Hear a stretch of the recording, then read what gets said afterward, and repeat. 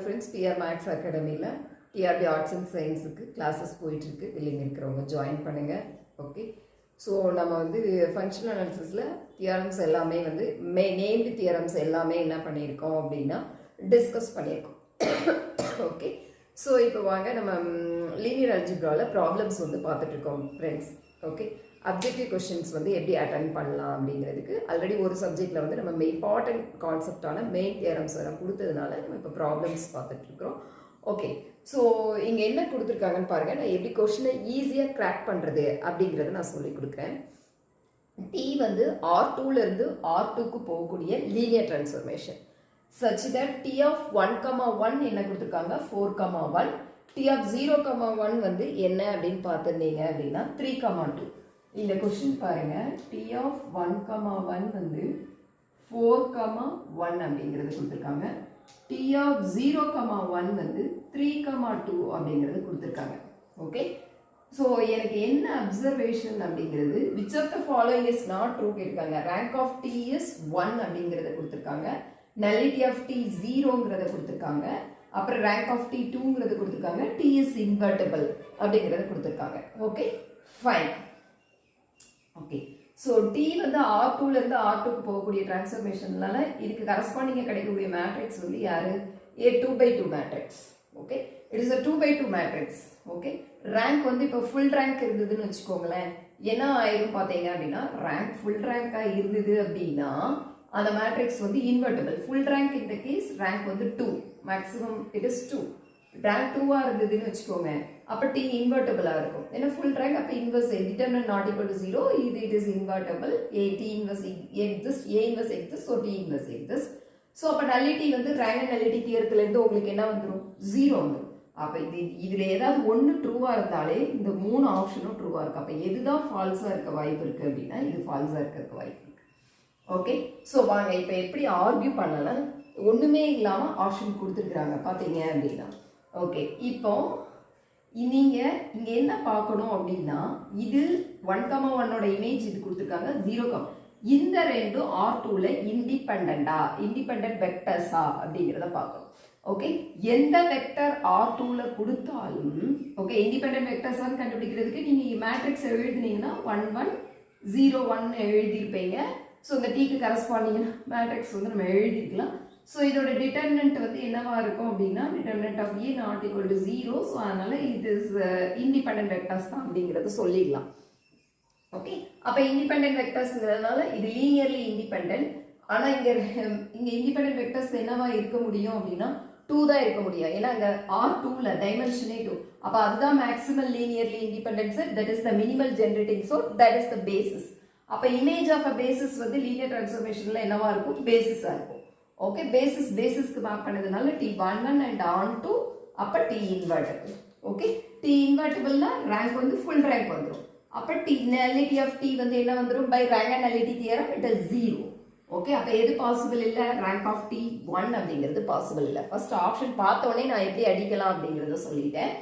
Okay, இன்னும் கொஞ்சம் உங்களுக்கு இந்த இதில் நீங்கள் சொல்லிட்டீங்க, வேற ஏதாவது மேட்ரிக்ஸ் கொடுத்துட்டானா எலிமெண்ட்ரி கொடுத்துட்டானா எனக்கு டிட்டர்மினன்ட் போடுறது கொஞ்சம் டிஃபிகல்ட்டியாக இருக்கும் அப்படின்னா நீங்கள் ஈஸியாக தூக்கிடலாம் ஃப்ரெண்ட்ஸ். ஜாமெண்ட்ரியாக இதை நான் எப்படி பார்ப்பேன் அப்படிங்கிறத உங்களுக்கு சொல்கிறேன்.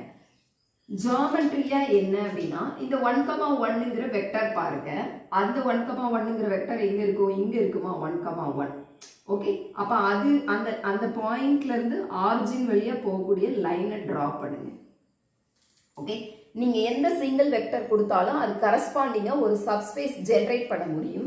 அது யார் அப்படின்னா லைன் பாசிங் த்ரூ ஆரிஜின் தான். R2 பொறுத்த வரைக்கும் line passing through origin, that is a one dimensional subspace. Okay, so அப்புறம் 0,1 0, x 0 y 1. ஓகே, ஸோ அப்போ இந்த லைன் வந்து யார் அப்படின்னா இது actually it is a y axis. Okay, so இப்போ இந்த ரெண்டும் பாருங்க டிஃப்ரெண்ட் லைனா, ஒரே லைன்ல இருந்தா டிபெண்டா இருக்கும், வேற வேற லைன்ல இருந்தா இண்டிபெண்டா இருக்கும். அது வந்து இங்க லைன் வந்து என்னவா இருக்கணும் அப்படின்னா பாசிங் த்ரூ ஆரிஜின், அதுதான் சப்ஸ்பேஸா வரும். நீங்க எந்த வெக்டர் கொடுத்தாலும், ஏன்னா இது நீங்க தெரிஞ்சுக்கணுங்கிறதுக்காக சொல்றேன். நான் கொஸ்டின் அடிச்சிட்டேன். ஓகே, கொஸ்டினுக்கு ஆப்ஷன் கொடுத்தாச்சு. But you should know that நம்ம என்ன படிக்கணும் அப்படிங்கிறது. ஏன்னா எப்படி சப்ஜெக்டா பார்த்துருக்கணும் அப்படின்னா இது வந்து 1,1 ஜென்ரேட் பண்ணக்கூடியது ஒரு சப்ஸ்பேஸ். அது யாரு அப்படின்னா that is the line y = x அப்படிங்கிற லைன். அப்புறம் 0,1 ஜென்ரேட் பண்ணக்கூடிய சப்ஸ்பேஸ் வந்து யாருன்னு பார்த்தீங்க அப்படின்னா இந்த subspace. Okay, y axis that is the subspace. இந்த ரெண்டும் என்ன இல்லை இன்டர்செக்ஷன் சிங்கிள்டன் ஜீரோ தான், வேற எதுவுமே காமனா வராது. இந்த மாதிரி ரெண்டு டிஃப்ரெண்ட் சப்ஸ்பேஸ், அதை தான் நான் சொல்றேன். இந்த சப்ஸ்பேஸ்னாலே லைன் தான், ரெண்டு different line, that is the line passing through origin அப்படி இருக்கணும். அந்த மாதிரி இருக்கக்கூடிய ரெண்டு டிஃப்ரெண்ட் லைன்ல இருந்துட்டு அப்படின்னா நீங்க என்ன சொல்லிடலாம் அப்படின்னா அது இண்டிபெண்டன்ட் அப்படின்னு சொல்லிடலாம். நான் வந்து டிஃப்ரெண்ட் லைன்னு சொன்னது concept, different line passing through origin. Okay, suppose நீங்க இப்படி ஒரு லைனை போட்டுட்டு இது ரெண்டு ஒரே லைன்ல இருக்குல்ல, அதனால அது டிபெண்டன்ட் அப்படிங்கறத சொல்லக்கூடாது. ஏன்னா இங்க சப்ஸ்பேஸ்னாலே யாரு லைன் பாசிங் த்ரூ ஆரிஜின். அதுதான். ஏன்னா எந்த யூனிக் வெக்டர் கொடுத்தாலும் நீங்க என்ன பண்ண முடியும் அப்படின்னா ஒரு சப்ஸ்பேஸை ஜென்ரேட் பண்ண முடியும். இதெல்லாம் இன்ஃபர்மேஷன் ஃப்ரெண்ட்ஸ், தெரிஞ்சுக்கோங்க கண்டிப்பா. ஓகே, ஸோ இந்த மாதிரி ரெண்டு டிஃப்ரெண்ட் சப்ஸ்பேஸ்ல இருக்கா அப்படிங்கிறத மட்டும் பாருங்க.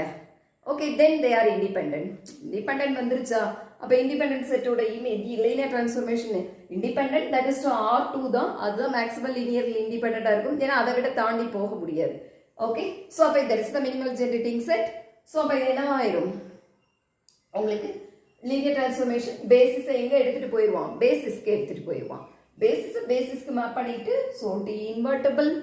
ஓகே, அப்போ டி இன்வெர்டபிளா இருக்கு அப்படின்னா ரேங்க் வந்து full rank, that is rank 2. அப்போ ரேங்க் 2னா ரேங்க் நலிட்டி தியரம், நலிட்டி 0. அப்போ ரேங்க் ஆஃப் டி 1ங்கிறது மட்டும்தான் என்ன இல்லை பாசிபிள் இல்லை. ஓகே, ஆக்சுவலி இது வந்து ஜென்ரேட்டட் கொஸ்டின் ஃப்ரெண்ட்ஸ். நான் அதாவது நெட்டை பேஸ் பண்ணி செட்டை பேஸ் பண்ணி நான் ஜென்ரேட் பண்ண கொஸ்டின். ஓகே, ஸோ ஏன்னா நெட்ல வந்து ஒரு பேட்டர்ன்ல வந்து எப்படி இருந்ததுன்னு பார்த்தீங்க அப்படின்னா நாட்னு திடீர்னால ஒரு செட் ஆஃப் பேட்டர்ன்ல போட்டு கொடுக்க ஆரம்பிச்சிட்டாங்க. அப்போ நான் எழுதினப்போ அதுக்கு முன்னாடி வரைக்கும் அந்த which of the not following true அப்படிங்கிறத கேட்க மாட்டாங்க. Which one is of the following is not true அப்படிங்கிறத கேட்க மாட்டாங்க. இப்போ வந்து அப்போ அந்த டைம்ல என்ன கேட்க ஆரம்பிச்சாங்கன்னா நாட் ட்ரூ அப்படின்னு கொடுக்க ஆரம்பிச்சிட்டாங்க. அதை நான் கவனிக்கவே இல்லை. அந்த மாதிரி நிறைய தப்பு பண்ணியிருக்கிறேன். ஸோ அதனால தான் என்ன சொல்றேன் அப்படின்னா ஓகே, இது வரைக்கும் செட்ல இப்படி கேட்காம இருந்திருக்கலாம், இப்போ அப்படி கேட்கறதுக்கு சான்சஸ் இருக்கு. So we have to be alert. Okay, so அதனால நம்ம அந்த மாதிரி பேட்டர்னை என்ன பண்ணிடுவோம் அப்படின்னா டிஸ்கஸ் பண்ணிடுவோம். இது மாதிரி நிறைய கொஸ்டின்ஸ் இருக்கு ஃப்ரெண்ட்ஸ், வாங்க. ஏன்னா பை மை எக்ஸ்பீரியன்ஸ் நான் கொஸ்டின் ஜென்ரேட் பண்ணி உங்களுக்கு என்ன வருது அப்படிங்கிறத சொல்றேன். We'll see in the next problem.